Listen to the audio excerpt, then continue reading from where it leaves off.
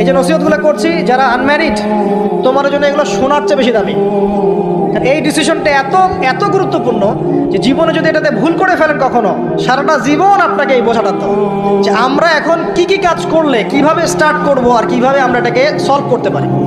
এই সলিউশনটা দুই রকম। এক নম্বর হচ্ছে যারা অলরেডি পরিবারে ঢুকে গেছেন তাদেরকে অন্য জায়গা থেকে শুরু করতে হবে। মানে যারা অলরেডি পরিবারে ঢুকে গেছেন আপনাদেরকে তওবা করে ফিরে এসে আবার শুরু করতে হবে। আর যারা পরিবারে এখনও ঢোকেন নাই, আপনারা এখনও সৌভাগ্যবান।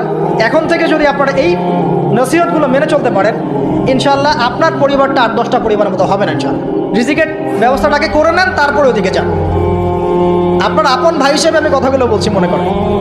এরপরে আপনি যখন বিয়ে করবেন, বললাম তো, মেয়ের জাস্ট দিনদারিতা দেখবেন। হ্যাঁ, এর উপর যদি সৌন্দর্য থাকে আলহামদুলিল্লাহ, বংশ ভালো হয় আলহামদুলিল্লাহ, মেয়ের অর্থ সম্পদ আছে আলহামদুলিল্লাহ,